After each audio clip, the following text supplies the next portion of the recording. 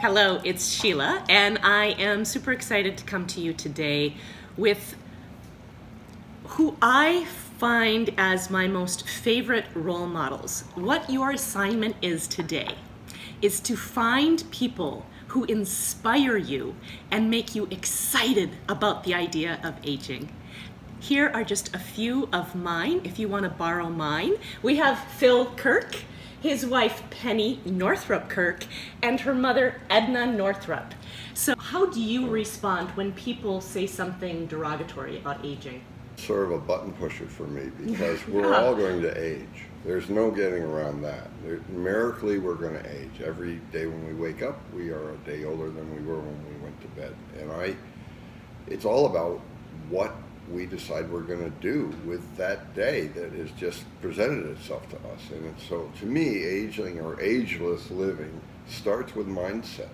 Yes. It really does. And from there, then you have to do your own due diligence and figure out how you can live effectively in the world. And I think having goals or bucket lists, especially as we get older, is really important because it inspires us to do things. For me personally, I try to get into a conversation with people about what I believe are the 5 things that one needs to do in order to engage in what I call ageless living. And one is, number 1, pay attention to diet. Number 2, supplement your diet, and that could be with many different things, like really high quality water. Some people even go to like hydrogenated water, which has tremendous benefits. Nutritional supplementation, very important. Third is get exercise, and the right kind of exercise, and recognize that as you get a little bit older, you need to moderate your exercise.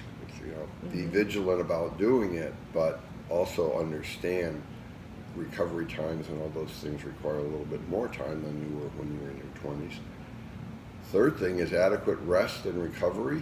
Have to have that. And then the fourth thing, and it is the one that nobody really talks about, which I think is the most important, is in the world we live in today, is management of stress. Sheila, that is the killer. That will age you faster than anything else. Yes. is stress. So that's my formula for living an ageless life that I really enjoy. I love it. So the reason that they're here in town with me is because they did a presentation last night on a climb to Mount Everest Base Camp. And the 3 of them did it together when Edna was 84 years old. Edna's now 92, so we had a wonderful round of golf during the day and then a presentation in the evening. And it's just so inspiring to see Edna and what she presents. So Edna, you did this climb because it was on your bucket list, correct? Well, I think that is correct. And but I had set it aside because I had done so much previous to this, and I was thinking, well, maybe I'll never get there. But the opportunity came, and my daughter and Phil, her husband, they presented it to me and said, well, we're going, and we want you to go with us, and we're sure you can do this. And I was hesitant a bit. I thought, well, if I was 84, and I thought, well, with a little urging, I agreed to do it, and it was a wonderful experience. And so many times people, when they're aging, they give up doing anything. And you have to keep moving, and you have to have some dreams. And even if you're dreaming of something that you did and you think, I'll never do it again, something else comes along. And just be open to it and enjoy it. I am happy to know that I can come to visit Penny and Phil and wherever they are, because they do move around a lot. And it's been great for me because I've been able to keep young thinking because I am with them and their children and my other grandchildren, and I'm now a great-grandmother of of 7 children. Wow. And it's wonderful because I can go and I can sit on the floor with them and play with them and enjoy it. So I'm just... So what I'm hearing as some of your tips are believe that you are capable of doing whatever it is you want to do. And if you don't have that belief in yourself, believe in other people's belief in you.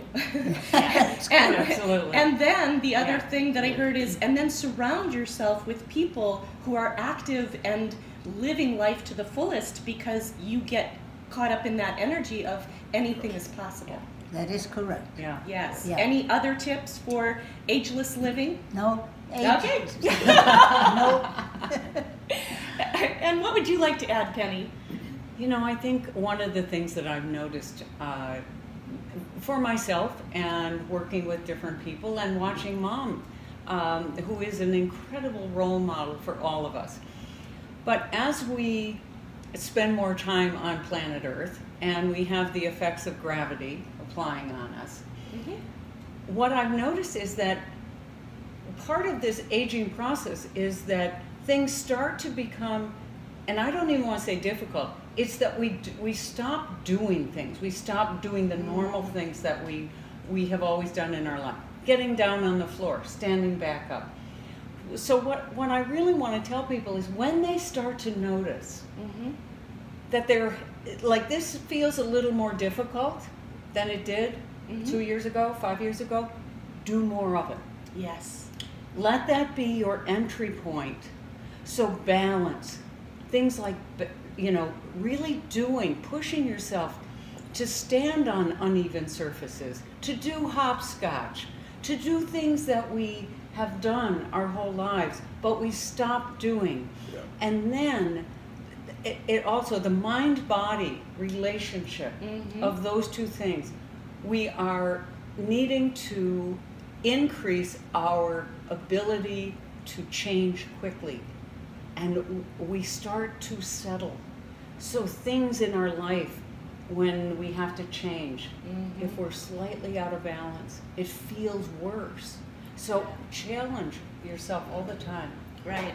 And I think what you bring up is also, you know, if there's an ache or a pain, people say, oh, it's age, it's because I'm aging. Right. As opposed to, is it really, or is your body inflamed and does it need something? Right. Does your body need Yeah. something to help you overcome that, where those types of activities aren't painful? Right. Because it's not Right. like move through the pain. You're not Right. saying move through the No. pain. You're saying listen to your body, Yeah. address the issues, but don't stop moving because of it. Right. And you have to catch it early. You know, one thing about inflammation is that when you let it go and it has really settled in, it's harder, yes. You are going to have to experience some discomfort. I always say, you know, to build a muscle, you're actually stressing that muscle, tearing it a little bit, because it's the signal that you have to make it stronger. So that process, there is discomfort. And so I think that there's always this challenge. I know, Mom, we were talking about the goal thing. It's very important to have goals. So I said, Mom, what's your goal? What's your goal now at 92?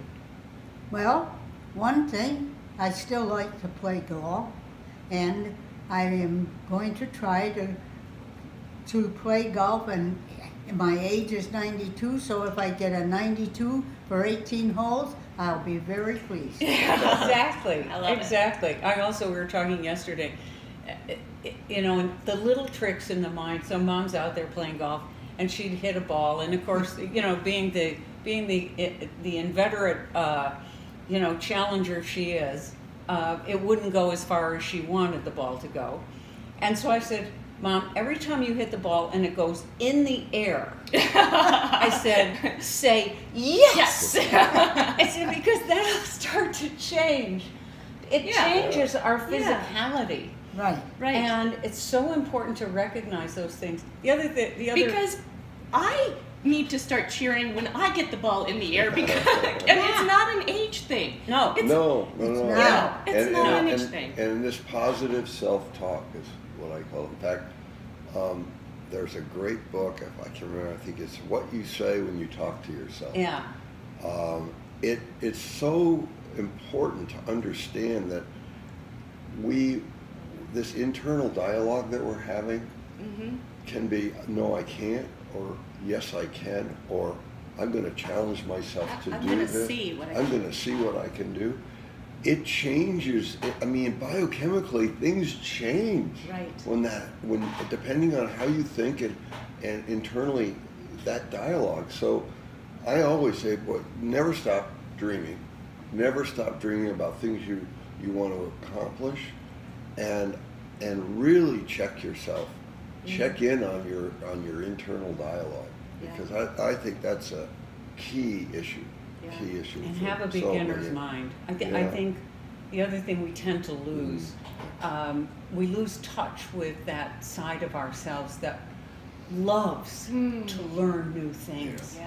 But when they become a little challenging, because in our minds we see ourselves doing that very quickly, but then the body takes a little bit longer to actually figure it out, and we can get frustrated. So just enjoy the process of not knowing how to do something.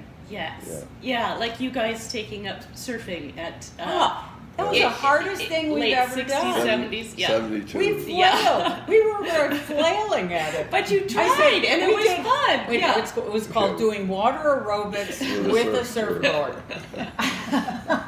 But Now, I have one other thing. So Edna is the mother of Dr. Christiane Northrup, and so Penny's sister. She is the author of Women's Bodies, Women's Wisdom, a number of other books. Goddesses Never Age, a fabulous book on not aging. And I know her belief is not to share your age with people, because then they put you in a certain portal of what you're capable of. And yet, to me, if we're going to change people's perception on aging, I think we need to be proud and loud in terms of our age. Yeah, I completely agree. How else, here's Mom. She's 92. When people see Mom walk, and I think one of the things, you start to watch people walk, and Chris talks about swing time. Yes. And the ability to actually walk with some vigor. Yes. And it's such an indicator of where someone is in their body. And until someone actually connects, here's a woman who's 92 and she's walking. They would think, oh, well, she's probably, she's like my grandmother who's 75. That does not change their thinking. But knowing that she's 92, that she's standing out there on the driving range, hitting balls, that changes people. Then they go, oh, yeah, so I understand it. I get it. I get the whole thing about the aging. well, because it's being selective about when you say how old you are, and what's your own personal perception of that number. yeah. That to me, Yeah. I give you an example. We all love to play golf here, and so the latest and greatest equipment now. Everybody's supposed to get fit and all the right equipment. If I would go into a fitter and I tell them that I'm almost 74, I'm immediately setting up a perception in their minds that I need to go to this ultralight, very flexible shift equipment, which Isn't no, because my swing speed is not that. I do, so because I I had don't that tell same. them. So I then had I that don't tell same. them Yeah, my age. you're right, because I But- had that same thing happen when I went skiing, and since I was over 50, it was like I had no idea that that's what happened when I gave the answer. Yes. So I agree with that, but when we're just talking in the general sense of people, I think it's helpful for people to know. Yeah. Well, I'll give you an example. Yesterday, we were out on the golf course. This was so great. And the marshal, Jesus, this wonderful guy. And I was up at the green. I said, how are we doing? Are we keeping pace? And I said, yeah. And I said, we have, my mother-in-law's with us. And I said, she's out there. We're playing 18 holes of golf. She's 92 years old. And he goes, she is 92 years old. She's playing 18 holes. And I said, we're playing 18 holes of golf. He said, I have to meet her. Yeah. And then I introduced you, Edna. He goes, oh my God, my wife's name is Edna. She said, Yeah. now I've met two of the loveliest people I could know that are named Edna. And he was just so inspired himself personally to know your age and to know what you were doing at this age. The thing about your age, especially I've been living in a small village since I was 19, and I was a mayor of the village, and everybody knows me just because I'm hanging around so long. And they ask me how old I am, and I say 92. I don't shield the fact that do I have to say that? Maybe I can tell them I'm in my 80s. And I said, what in the world is the difference? Because they look at you and say, wow, and you're still walking. That's wonderful. And Wow, that's kind of insulting. Yeah, I know, but it is what the concept is. What do you do? Why are you able to do this? Yeah. Well, I'm not going into any long thing here. Just keep moving. Keep moving and being interested in what is around you. And finding people that you can, it gets a little harder, finding people to do things with. But Yeah, and being But also you're with tapping younger into people. youth. I think it's important. You know, that's the other thing I think we see in our culture, that you start to separate yes, from younger people and from the younger. It's like with music. Take music. Music is a great barometer, you know. And I really, it's been fascinating. We have 3 sons. They're all into the music world. So Phil and I have learned, and of course I can never pronounce the names. I never get them right. I mix up the names of these groups or the performers. But we have listened to the most, you know, horrible, what I would say, music, you know, for us. And then they'll make us stop and listen.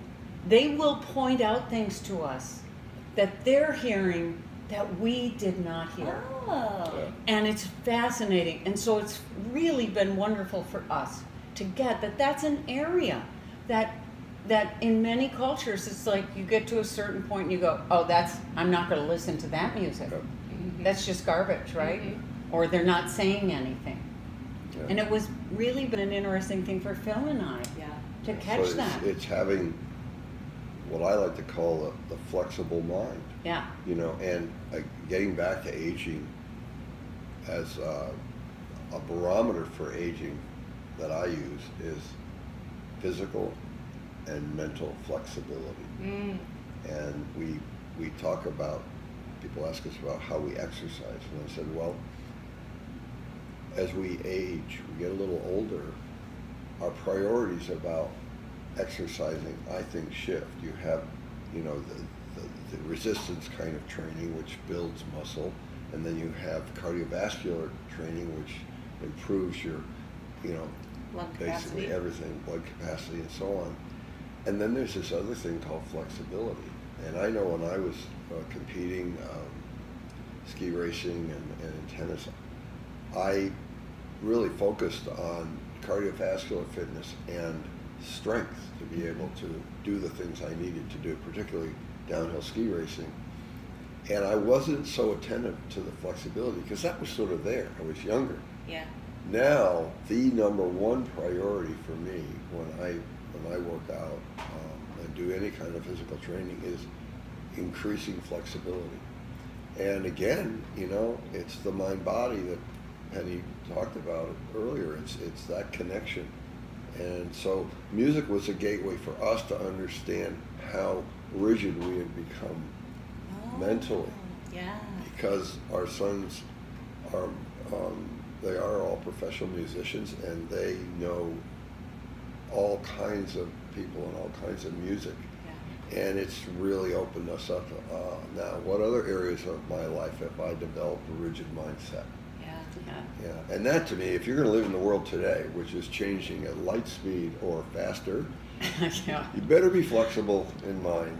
Yeah. And Yeah. because you get so much more out of the day if you can be open to Yeah. and stay open to and try to connect when you were a kid, the wonder of the moment you're in. It's just wondrous. And I think your great grandchildren, that's what you love, is to see how they respond to life. They do. With it's the spontaneity and just this wonder in their eyes, and that to me is what keeps us ageless. Yeah. Ultimately, that's what Yeah. it's all about. Well, as you can see, we could talk on and on and on. Honestly, we could go for days. So thank you so much, and I hope that you are inspired to find really awesome role models for you in your life in aging, and if you can't find any in your own surrounding, grab on to some of mine, because these people are wonderful.